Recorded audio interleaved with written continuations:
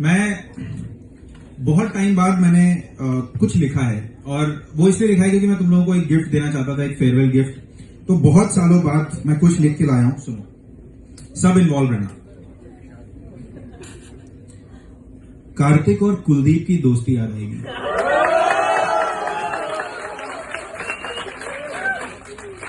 कार्तिक और कुलदीप की दोस्ती याद आएगी। गोविंद के सवाल और एकांश की मस्ती याद आएगी। तुम लोगों का अनुज को जड्डू बोल के चिढ़ाना, तुम लोगों का अनुज को जड्डू बोल के चिढ़ाना और काजू कतली खाते हुए भूमिका की याद आएगी। If you know you know. Sir गाड़ी पंक्चर हो गई, ट्रैफिक बहुत था। क्लास लेट आने पर इस तरह के बहानों की वैरायटी याद आएगी। इंटरनल मार्क्स कम होने की तुम्हारी शिकायतें, पर प्रॉक्सी लगाने में तुम्हारी यारी याद आएगी। अगले वाले से बहुत रिलेट करोगे तुम। सर ये कॉलेज नहीं स्कूल है।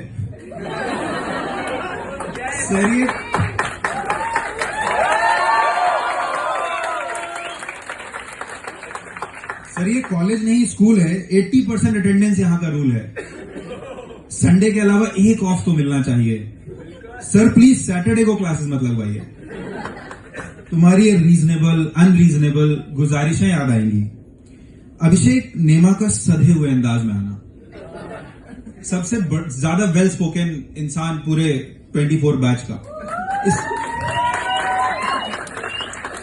इसको पता है कब किससे कैसे बात करके कैसे काम निकलवाना है। अभिषेक नेमा का सधे हुए अंदाज में आना, अपने अलावा अपने दोस्तों के एग्जामिशन की भी अर्जी लगाना। साक्षी का किसी भी बात पर 2 बार यस सर बोलना।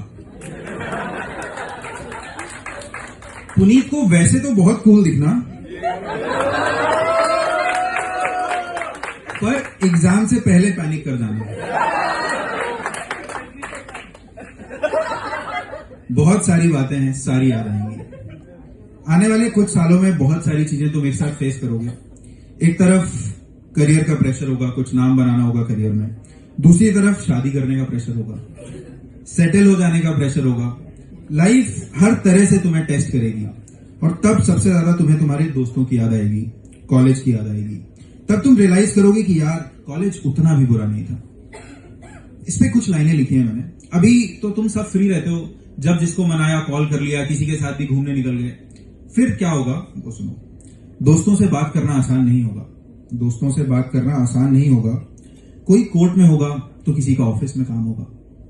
दोस्तों को कॉल करने के लिए भी अब टाइम का ख्याल करना होगा। दोस्तों को कॉल करने के लिए भी अब टाइम का ख्याल करना होगा।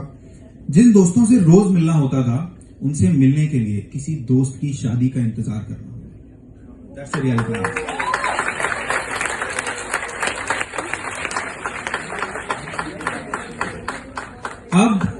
अब GDs, viva, research paper, exams की टेंशन नहीं होगी। अब GDs, viva, research paper, exams की टेंशन नहीं होगी।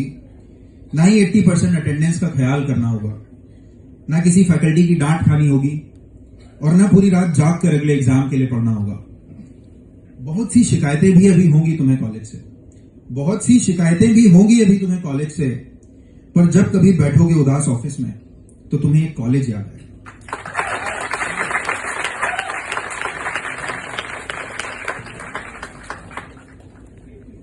कहीं पहुंचने के लिए कहीं से निकलना भी पड़ता है।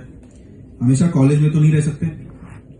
तो अभी अच्छी बात है कि तुम लोग ग्रेजुएट हो रहे हो, तो केवल कॉलेज खत्म हो रहा है, जिंदगी थोड़ी खत्म हो रही है। जिंदगी तो अब शुरू होगी। उसके लिए कुछ आखिरी लाइन्स। पर तुम बैच ऑफ 24 हो। थोड़ा सा इमोशनल हो गया हूं, कहीं मैं ना रो दूं। पर तुम बैच ऑफ 24 हो, जहां भी जाओगे वहां गुल खिलाओगे।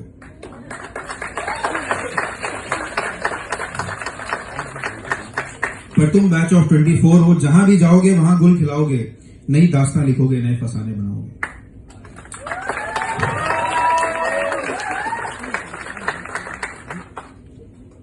कभी कभी वापस आ जाना अपने कॉलेज, क्योंकि इन क्लासरूम्स, इन कॉरिडोर्स और हम सबको तुम बहुत याद आओगे।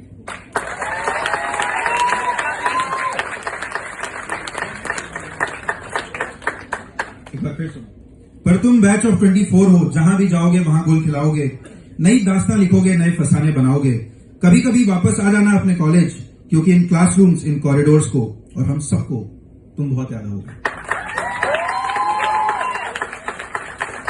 With this, wishing you all the best for your future. I'm sure you will have a great life ahead. और हाँ, इसमें जिनके नाम लिए हैं उनसे ऐसा नहीं कि केवल उन्हीं से प्यार है मुझे, पूरे बैच से बहुत ज्यादा अटैच हूं मैं, और तुम सबकी स्पिरिट इस पोएम में है। नाम केवल राइमिंग के लिए थे। So thank you, take care.